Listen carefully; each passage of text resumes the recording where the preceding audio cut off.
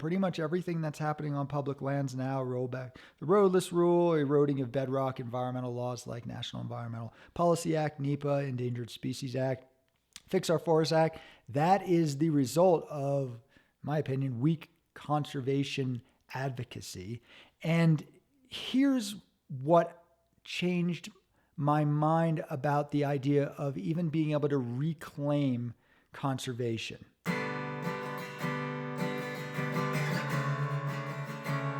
Welcome, wild ones. This is Josh Schlossberg, host of the Green Root Podcast, the official podcast of Eco Integrity Alliance, where we're on a quest to uncover the roots of the ecological crisis.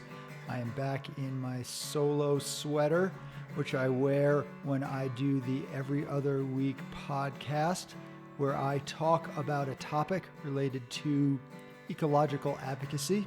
And I put out my opinion, and you possibly listen, and maybe you give some feedback. So this episode, I want to talk about something that's been kicking around my mind the last couple weeks. I might write a more detailed, well thought out piece, but for right now, I just want to throw some things against the wall and see what sticks. And I want to hear your feedback on this because this is a work in progress. So what I'm thinking about is the conservation movement dead? Now, that's not exactly a new thought. There was a piece a couple decades ago called The Death of the Environmental Movement, but that was pretty cynical, and it was written by people who were not actually environmentalists. So let's leave that aside, even if it seems as if my title is not particularly original. But I'm talking about the concept of conservation and whether or not it still is relevant and applies today. And no, I'm not going to be going in the direction of we don't need ecological protection, right? That's not exactly at all where I'm going to be going. I'm going to be going the opposite direction, as I hope you know. Well, so again, I haven't done all of the detailed research on this yet, but the conservation movement is thought to have been created around the 1800s. And then there was John Muir, Teddy Roosevelt, then things to do with Gifford Pinchot, which was kind of more conservation versus preservation. So there's a lot of stuff that was going on, which I am doing a very poor job of summating, but you can look that up on your own because the point is where we're at now. So at that time, it made sense. There was a lot of land. So it's kind of like, here we have this amount. We're going to kind of cut that in half or do this piecemeal. So we have this, and you can use some of this for extraction and development or whatever, and then some of it's going to be set aside, sort of. And maybe that made sense a while ago, but what we've seen over time is a constant whittling away. We've seen the U.S. Forest Service as the custodians of national forests and the Bureau of Land Management, et cetera, and not doing a good job of stewardship at all, frankly, being handmaidens for industrial extraction. And where it really got difficult was over the recent decades. I can't put exactly a pin on exactly when it started happening, but let's just say over the last 20, maybe 30 years, when some of the mainstream environmental groups sort of went astray from their mission. They sort of became more political entities, kind of more just partisan to be an environmental arm, in a sense, of the Democratic Party, which I understand why that was attempted. But I think years later, when the positions of a lot of folks in the Democratic Party are not much better than the Republican Party, go see some of the other discussions we've had around that to, make the point about that. Even if Democrats are certainly better in a lot of ways, they tend to run cover for a lot of things that aren't great. But again, the issue is that the conservation groups sort of decided to, well, we're not going to really push very hard for this stuff. We're kind of just we're going to do some stuff for sure and doing some good stuff, but overall we're going to let the baby get split over and over and over again. So in this case, public lands and other lands within the conservation movement's scheme, basically. And so a lot of these groups became a lot weaker in their stances. You find them absent on big things that are going on.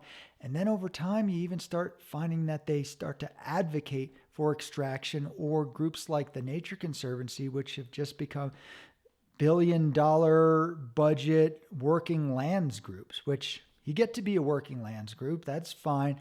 But are you even a conservation group at that point? And I've done a podcast before about whether or not the Nature Conservancy can even be considered a conservation group, not just a weak or bad one, just whether they are one at all. But I think it is fair to say that much of the conservation movement, maybe even most of it, has become divorced from its original guiding principles of land protection. And what they do is like, we're going to do some of that, but we're also going to say, you industry, you can have this, we can make use of this in other ways, and that's just the way we're going about it. So it's really an alarming turn. And many of us for years have been trying to figure out, well, how do we reform the conservation movement? How do we make sure that's not what's happening? So trying to hold these groups accountable, but unfortunately, they're not really grassroots organizations. They're top down. They get usually corporate foundation funding, and they just kind of decide what's going to happen. They have the influence and the name recognition and the contacts. And so they decide what's going on public lands. So pretty much everything that's happening on public lands now, roll back the roadless rule, eroding of bedrock environmental laws like National Environmental Policy Act, NEPA, Endangered Species Act, Fix Our Forests Act. That is the result of, in my opinion, weak conservation advocacy. And here's what changed my mind about the idea of even being able to reclaim conservation.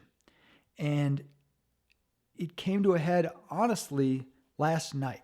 And I'm going to tell you about this event I went to, and I'm going to leave out some details because we're still trying to talk to the entity that put it on in hopes that they're going to reconsider their, let's just say, propagation of certain industry, government, pro-extraction perspectives. But let me tell you about it. So this was a corporation that does some good stuff in the world. I think many of us can agree. And they had an event that they hosted that was the panel and a film where the U.S. Forest Service and some government contractors, so some NGOs that contract with the U.S. Forest Service and get government money on the federal level and also local level to facilitate extraction on public lands, in this case,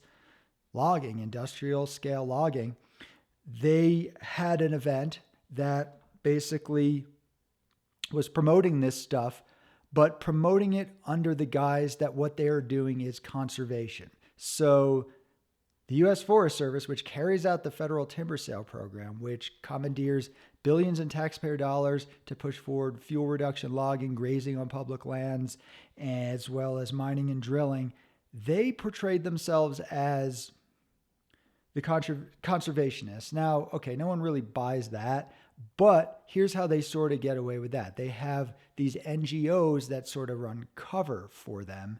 What I would say is greenwash cover. So there's the National Forest Foundation, which is just the NGO arm of the U.S. Forest Service. Right? They just promote logging on public lands. That's just, they do some other recreation stuff, which the U.S. Forest Service does as well. Sometimes they overdo the recreation, that's for sure. But who's going to argue with trails and campgrounds, right? So some good stuff. I want to put that out there. But they're also the number one threat to public lands right now is the U.S. Forest Service and the NGOs that contract with them to carry out this, what I call the wildfire pretense logging, the Trojan horse to frankly destroy public lands. And that's resulting in all this legislation, rollback of the roadless rule, Fix Our Forests Act, emergency designation across 112 million acres, all that sort of stuff. So these NGOs are the ones who are running cover. There's also, in this case, entities called the Watershed Center and Boulder Watershed Collective. And to be honest, these entities are not very important, so I'm not going to really harp on it. They're just this local version in Colorado, in Boulder, Colorado, which is supposed to be one of the greenest places, you know, and progressive places in the country. And I did actually write a piece about that. If you want to find out a little bit more about these entities, you can go to coloradosmokescreen.org/boulder-greenwash, coloradosmokescreen.org/boulder-greenwash to learn more about them. But anyway, they were there to basically say, yeah, we're taking taxpayer dollars. And yes, we're working directly with what the Forest Service wants and what the Trump administration is saying we should be doing on public lands. And it might look like logging, but don't worry, it isn't. And we're actually the real conservationists. And anyone who questions even one tree we're cutting is misinformed or intentionally putting out false information. And I'm not going to go through all of the details of why fuel reduction logging is not only ineffective at protecting communities and reducing high severity wildfire, which high severity wildfire is a natural and essential in the vast majority of forest ecosystems. I'm not going to go into all that stuff. I'm not going to go into all of the science disproving that and showing how it's counterproductive. But the argument that they're making is we are the real conservationists, and the way that this corporation, which has a sort of green reputation, was able to run cover for them, give them legitimacy. A lot of the audience that wasn't ringers for these entities, which most of them were, was kind of bought in. I saw them getting bought into this, and these folks were telling just outright falsehoods. There's some things that we can disagree on as reasonable points. There are some things we can agree on, but then they're saying things like we don't clear cut, which is just absolutely false, and they know it's false. In the Forest Service's own management plans, it says clear cutting. It's just nonsense. But again, none of that matters. The science and the facts don't matter. They have this story and they have this status as these conservationists. And long story short, at the end of the night, they wouldn't let us ask any questions. They specifically kept it so there could be no criticism, even though several of us were there to question some of this. And so at the end of the night, I went outside and I would talk to people as they left, and I would show them photographs. I'm saying, they say they're not clear cutting. Here is an actual photograph of U.S. Forest Service clear cut a little over a mile from my house that was done in the name of fuel reduction. So like you can say it's good or bad, but you can't say it's not happening. And a few of the people were like, maybe whatever. There was one woman, she looked me in the eye and said, they're not clear cutting, and then just walked off. And I was like, oh man, this is the danger of this. This is how this greenwash cover works. They're told something that is just blatant mistruth. They're shown an actual photograph, and it's almost like this isn't happening. This is why I call the situation members of a clear-cut cult. It's kind of cultish. And so after this event, which, bummed me out, I was realizing, okay, so we're trying to point out, look, these conservation groups are not really conservation groups, or they're bad versions of conservation. And unfortunately, the situation is that us in the grassroots, we don't have billions of government dollars to throw at this, and we don't have the credibility and recognition, and we've been attacked by these entities in the media, so the media won't talk to us, et cetera, et cetera. So that's not been super successful, but all the extraction folks in the clear-cut cult need is a conservation group, or one that looks like one, or smells like one, or tastes like one, to give them that greenwash cover. All they need is one. And I realized that we're never going to be able to really do more than point out how what they're doing is not legit and be ignored for the most part. So we're not going to be able to beat them at their game with these billions. And so the idea of saying that's not real conservation, what we're doing is real conservation, it's not really been working. So what does that mean? Oh, I guess we just give up on everything. Bye, nature. No. But here is what I'm thinking, and tell me what you think. I think due to the fact that conservation has been commandeered and beaten into the ground and diluted to the point that the very people that are doing the harm that we need conservation to protect are calling themselves conservationists and getting away with it. I think that means we have to declare conservation as a concept to be passé and frankly dead, that it's not relevant in a world where we've cut the baby down so much that it's just a sliver of a toenail.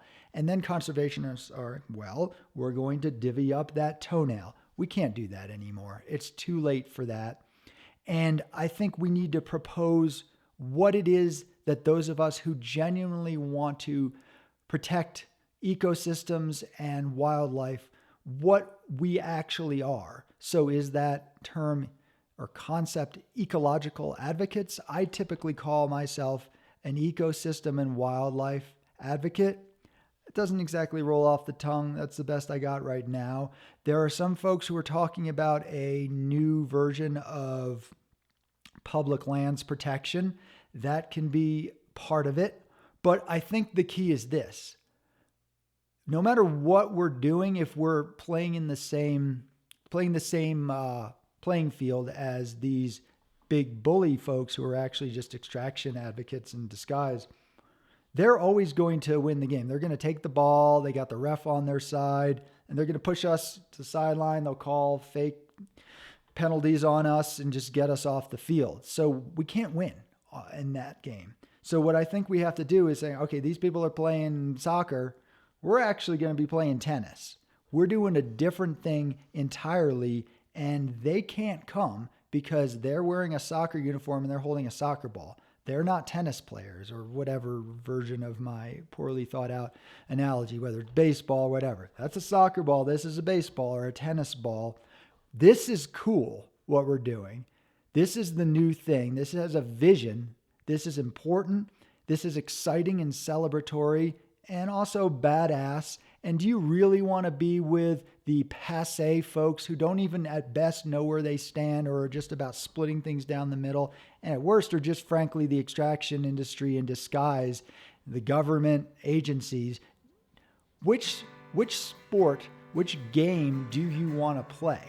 So anyway, that's all I've got thus far in terms of my rambling thoughts on this. This is a work in progress. That's why I wanted to put it out in this form before I wrote a piece on it, so it's not solidified and I'll be like, I already figured it out. I don't want to hear from you anymore. So I do want to hear from you right now. Tell me what you think. Is the conservation movement dead? Is conservation dead? Should we declare it dead? Should we call ourselves something different? What should that be? What does that look like? What would we be doing, etc., etc., etc.? The power is in your hands to turn all of this around. Tell me what you think.